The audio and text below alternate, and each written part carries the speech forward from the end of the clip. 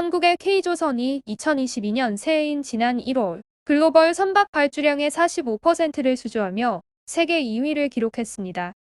영국 클락슨에 따르면 올해 국가별 1월 선박 수주 실적은 중국이 우리나라를 근소하게 앞선 것으로 파악됐는데요. 중국은 147만 CDT로 138만 CDT를 기록한 우리나라를 앞서며 1위를 차지했고 3위인 일본은 9만 CDT로 크게 밀린 것으로 나타났습니다. 우리나라는 지난해 1월 91만 CDT보다 52%가 증가했고 중국은 51만 CDT보다 188% 증가한 실적을 거둬들였습니다. 반면 일본은 전년 26만 CDT에서 65% 급감한 일감을 수주해 대조를 보였는데요. 올해는 한국과 중국의 양강 체제가 더욱 견고해졌다고 볼 수 있겠습니다. 수주 점유율은 중국이 48%, 우리나라가 45%를 각각 나눠 가졌으며 일본은 고작 3%에 그쳐 수주 부진이 심각한 모습입니다.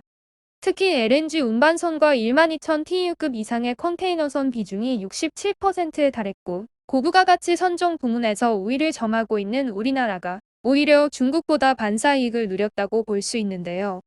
선종별로 글로벌 발주량을 살펴보면 12,000 TEU급 이상 컨테이너선은 전년 대비 104% 늘어난 94만 CTT, 14만 세제곱미터 이상 LNG 운반선은 553% 급증한 111만 CTT, 벌크선은 전년과 동일한 12만 CTT로 각각 나타났습니다.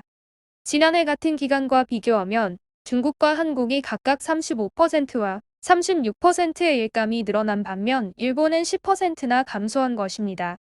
게다가 한국 조선사들로서는 희소식이 하나 더 늘었는데요. 한국 조선사들과 글로벌 경쟁을 펼치고 있는 중국 조선사들이 원자재 가격 상승의 여파로 신조 성과를 올리고 있는 것으로 나타났다고 합니다. 중국 조선사들의 가격 후려치기 저가 수주 압박에서 벗어날 수 있다는 점에서 국내 업계에는 호재로 작용할 전망인데요. 중국 조선사들이 성과를 올리는 원인 중 가장 큰 요인으로는 원자재 가격 상승 때문이라고 합니다. 아무리 저가의 수주를 한다고 해도 적자를 감수하고서는 더 이상 수주를 하지 못하겠다는 것이겠죠.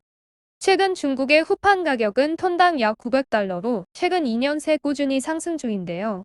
지난 2020년 12월만 하더라도 톤당 595달러 수준이었지만 작년 2021년 중순에는 톤당 865달러까지 올랐고 올해도 후판 가격 상승세가 이어지고 있습니다.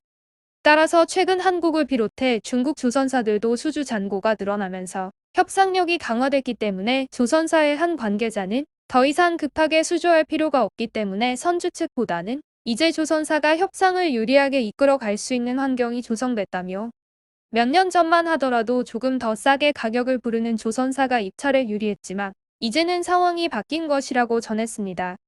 따라서 한국에 이어 중국 조선사까지 덩달아 성과를 올리고 있어 선박의 선가는 계속해서 고공행진할 가능성이 더욱 높아졌습니다.